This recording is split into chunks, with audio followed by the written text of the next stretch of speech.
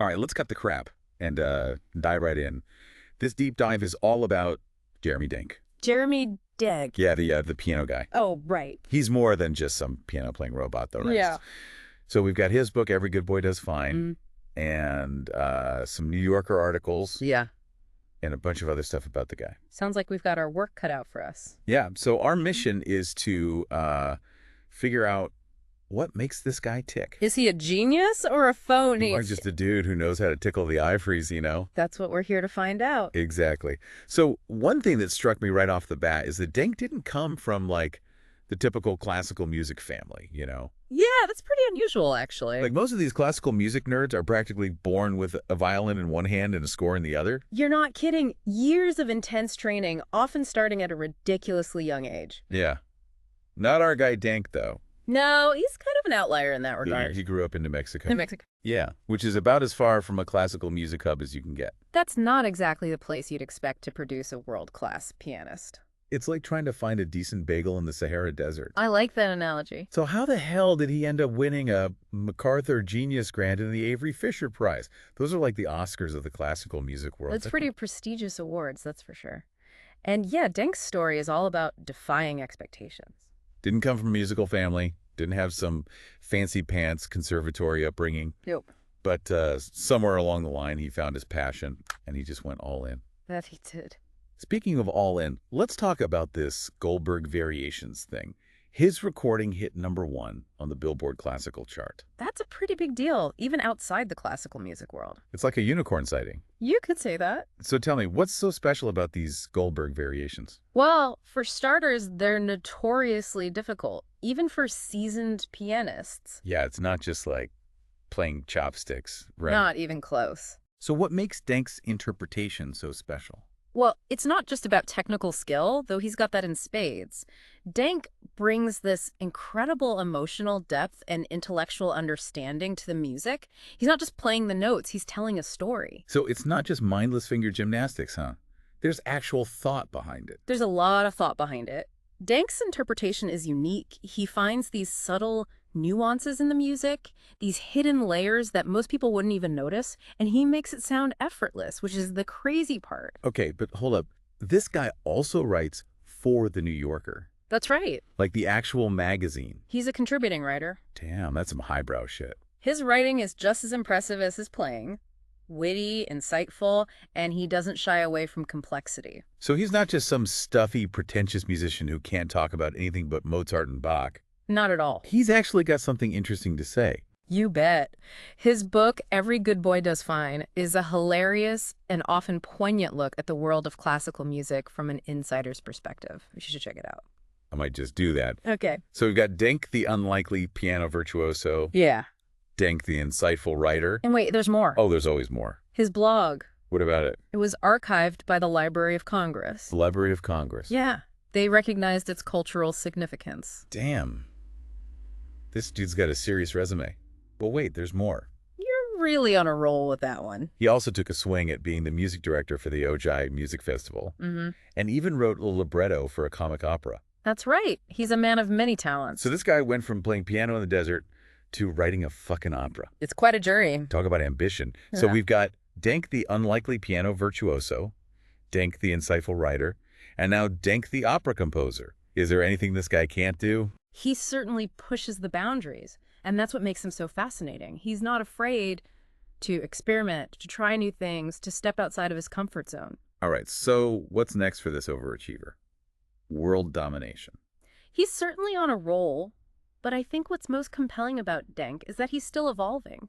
He's still searching for new ways to express himself, to connect with audiences, to push the boundaries of what music can be. Well, we'll be watching, or rather listening. Stay tuned, folks, because this deep dive into Jeremy Denk is just getting started. We've talked about Denk's Goldberg variations, but that's just the tip of the iceberg, really. This guy's tackled everything from Beethoven to Ligeti, you name it. He's probably played it. Yeah, and he's not afraid to mix things up either. Remember that Ligeti Beethoven album? Oh, yeah, that was a fascinating one. It's like he threw a classical music cocktail party. And invited the most unlikely guests. Yeah. You've got Beethoven, the Romantic era rock star. All Sturm und Drang. Yeah. And then And then you've got Ligeti, the 20th century avant-garde composer, bending the rules of music like a sonic Salvador Dali. Okay, so how the hell did those two styles even fit together? It's like pairing a perfectly aged steak with a bowl of psychedelic soup. That's Denk for you. Always pushing the boundaries, finding these unexpected connections. He makes you hear Beethoven's dramatic intensity in a new light when it's placed alongside Ligeti's sonic explorations. So he's not just showing off his piano chops. There's a method to the madness. Absolutely. Denk is a curator, a musical explorer. He's not just playing the notes, he's crafting an experience for the listener. And he doesn't shy away from the obscure stuff either. Remember Charles Ives? Oh, how could I forget Charles Ives? That guy was something else. Composing music that sounded like a whole orchestra having a nervous breakdown. Ives was a true original, an American maverick, experimenting with dissonance, polytonality, using multiple Ps simultaneously. Boy, you can do that. Oh, yeah, if you can wrap your head around it. I don't know if I can.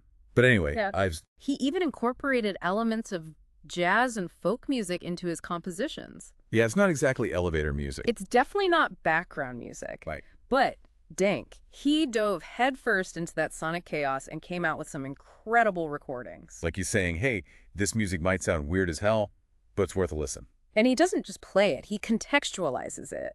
His liner notes, blog posts, interviews, they all shed light on these complex pieces, making them more accessible to the average listener. He's like a musical translator, bridging the gap between the esoteric and the everyday. Okay, but let's get back to this comic opera thing for a second. You want more opera talk? Well, yeah, because most operas are all about, like, tragic love affairs and people dying dramatically. Where's the comedy in that? Well, Denk's opera, the classical style, is a satire. It's like a roast of the entire classical music world. So he's basically poking fun at his own tribe. In a way, yes. It's brilliant, actually. A witty, insightful commentary on the conventions and pretensions of the classical music world. So it's not just like some, amateur hour production. No, not at all. The music was written by Pulitzer Prize-winning composer Stephen Stuckey.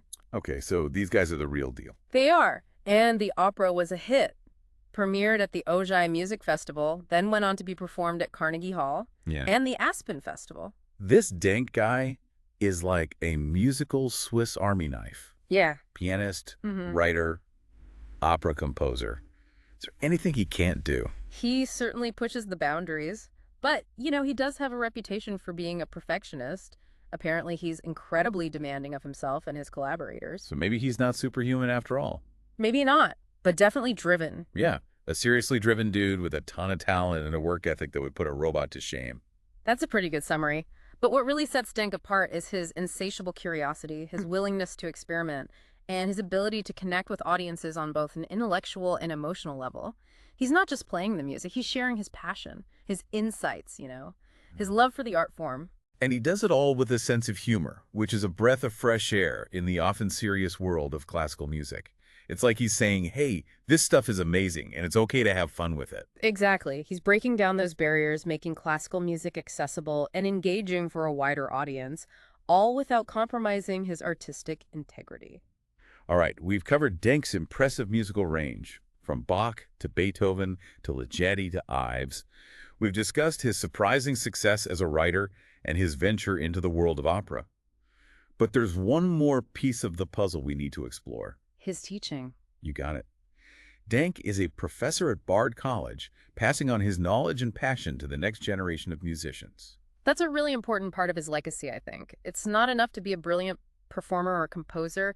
You have to share your gift, nurture the talents of others. So Denk is not just a pianist, a writer, and an opera composer. He's also a mentor, a teacher, a guide for young musicians trying to navigate the often confusing world of classical music. And he's doing it all with that same wit, intelligence, and passion we've come to expect from him. All right, so we've covered a lot of ground here. We've explored Denk's unconventional upbringing, his musical achievements, his success as a writer, and his commitment to teaching.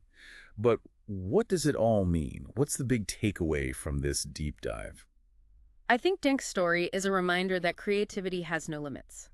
It's about pushing boundaries, challenging conventions, and finding your own unique voice. It's about embracing the complexities of the world and expressing them through your chosen art form.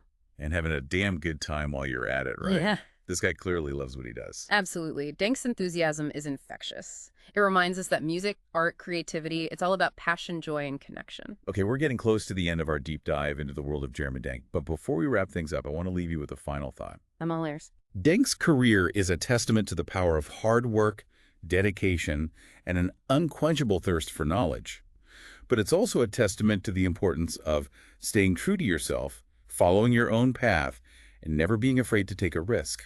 Well said. It's a message we can all learn from, whether we're musicians, artists, or just trying to figure out this crazy thing called life. So there you have it, folks, the Jeremy Denk Deep Dive. We've covered a lot of ground, but we've only scratched the surface. This guy's career is so rich, so multifaceted, that we could probably talk about him for another hour. Or two. Right, or two. But we'll save that for another deep dive. In the meantime, we encourage you to check out Denk's work for yourselves. You won't be disappointed. And let us know what you think. We're always eager to hear from our listeners. Until next time, keep those ears open and those minds curious. We'll catch you on the flip side. So we've explored Denk's impressive career, his adventurous music, his witty writing. But what about the man behind the piano? What's his deal? Yeah, is he just another pretentious classical music snob? Or is there something more to this guy? Does he, collect porcelain poodles in his spare time or something? Well, we try to avoid digging into personal lives too much on this show. Right. But what's interesting about Denk is his ability to connect with audiences on a personal level.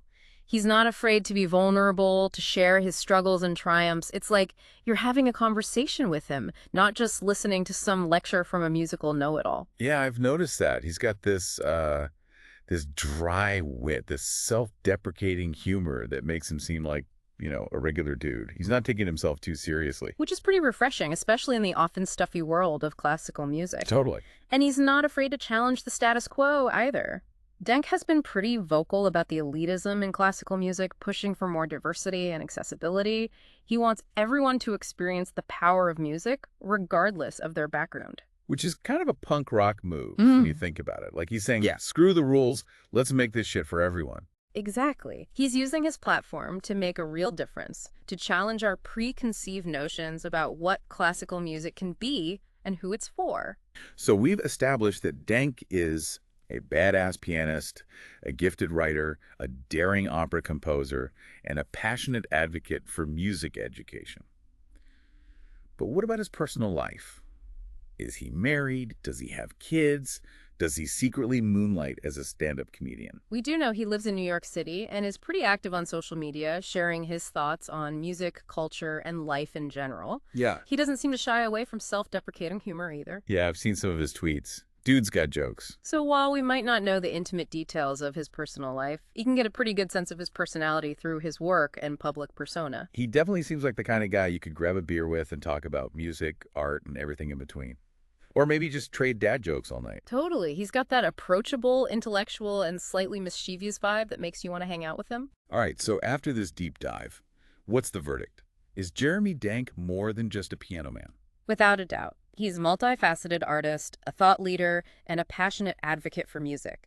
He's pushing the boundaries of classical music, making it relevant and engaging for a new generation. And he's doing it all with a wicked sense of humor and a healthy dose of self-awareness. Denk's career is a testament to the fact that music is a living, breathing art form. It's not just about preserving the past, it's about creating the future. All right, folks, that wraps up our deep dive into the world of Jeremy Denk. Hope you enjoyed the ride. We highly recommend checking out his work for yourselves.